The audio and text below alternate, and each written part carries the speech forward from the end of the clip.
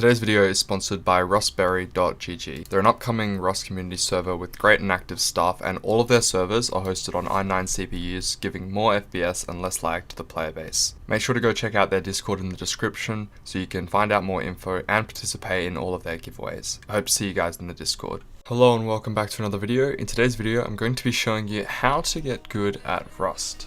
Because many other online competitive games have a pro scene, I find that there's a lot of information out there for games like CSGO, League of Legends, and others where there's pros showing you how they play, and there's other coaches which are dissecting pro gameplay in order for you to get better. However, I find that when you try to look at how to improve in Rust, the main thing and only thing that everyone focuses on is your aim. So in this video, I'm going to be focusing on other areas outside of that. A quick disclaimer is that I am talking about improving your PvP skills. If you're not a PvP orientated player, that's fine, then this video just isn't for you.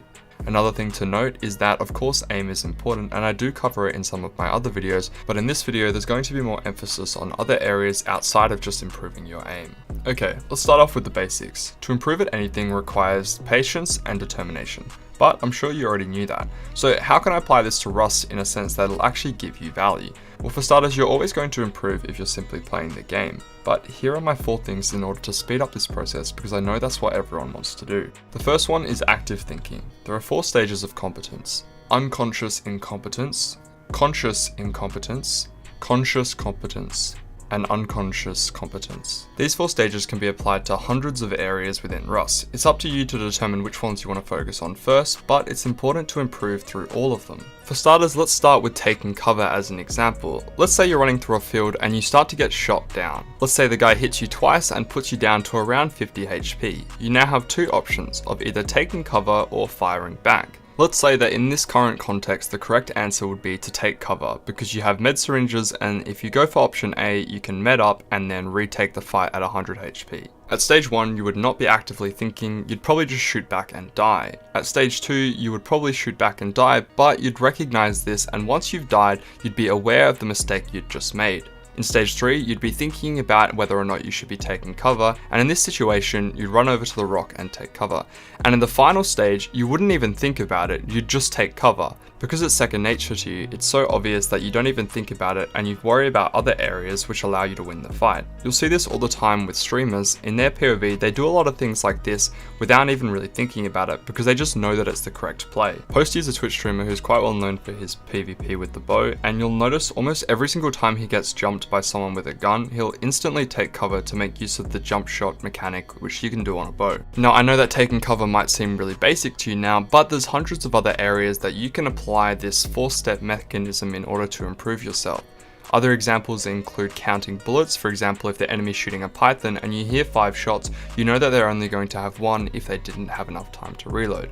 Other things can include leading bullets and correct crosshair placement. Even though we don't have crosshairs, it's important that you center your screen in an accurate position to where the enemy might appear.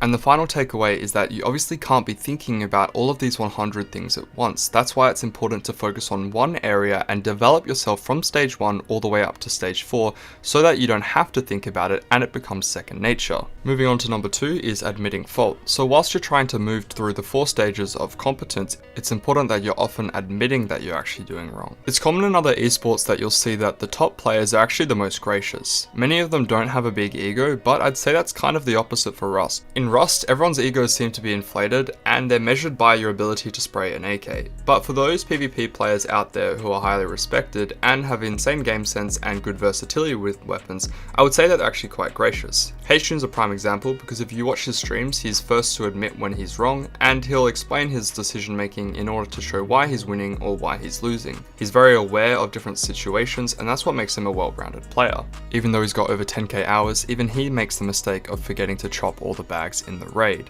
Being able to recognize that he's made this mistake, not only that but also tell it to thousands of viewers, is quite respectable in my opinion. And even though the mistake didn't cost him, his ability to recognize it and admit fault will allow him to be less likely to make a similar mistake in the future. Now, that's definitely not to say that those with a high ego are bad, it's just saying that if you want to improve quickly, rather than fighting failure, you should accept it as your teacher. Moving on to number 3, which is watch others, specifically PvP YouTubers or streamers. This is because this way you learn a lot about what they do and you can compare it to your own gameplay in order to figure out what the difference is. My advice to get the most out of watching other people play is to actively think about what you would do if you were in the player's shoes. If they do something different, make sure to take note of it, because if it works out, you could be doing something wrong. Another great thing about this is that you can often ask questions which relate specifically to that given context, and if you're watching a Twitch streamer with not that many viewers, they're often common to respond, and even if not, a lot of people in chat will often give you a heads up. And if you have even more free time, I highly recommend that you check out Reddit. I spend a lot of time on there, and it's often that you'll see unique ideas, and whilst most of them aren't that useful, every now and then you'll get a hidden gem. For example, when OP exploits come out, usually Reddit's the first place that I'll find them. If you're curious about how I first got into genetics, the first thing is actually a couple of posts on Reddit led to a few DMs, and that's how I got the basis of my knowledge in order to expand it and actually develop a method for crossbreeding. So it's little things like that which can lead to ideas which make you a better and more well-rounded player. Finally, number 4 is to pressure yourself. In League of Legends, there's a term called limit testing, and basically what it means is that you force yourself into undesirable situations in order to determine the absolute maximum you can push yourself to.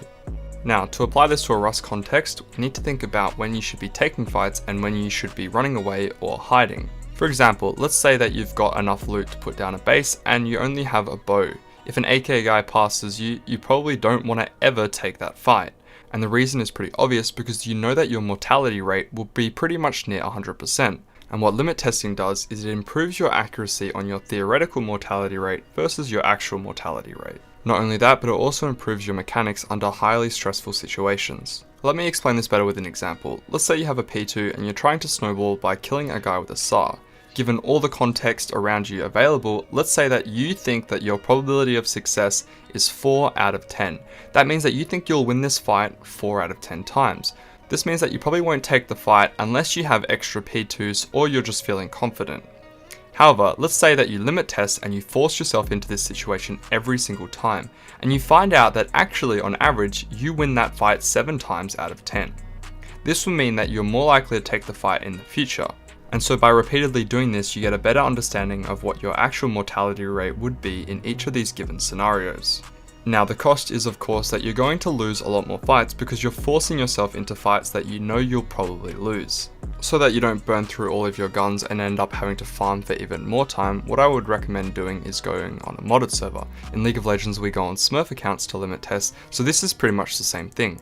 The reason I say doing this is because when you're on a combat tag server, there's no pressure involved with each one of your fights. But I know there's people out there that still hate modded servers, so if you don't ever want to play on a modded server but you do want to limit test to a certain extent, what I would recommend doing is that at the end of every single wipe, when you either get offline rated or the server restarts, look at how many guns you have in your base, and if you have more than you'd like to, try limit testing a little bit more than you were before. That concludes the end of this video. I hope that some of this information was helpful to you, and I wish you good luck in the journey of your improvement. It's a long and steady process, but it's extremely rewarding. If you have any questions, feel free to leave them in the comments down below, and feel free to join my Discord if you want to ask further questions, as I'm always on there. Thank you so much for watching, and I hope to see you in the next one.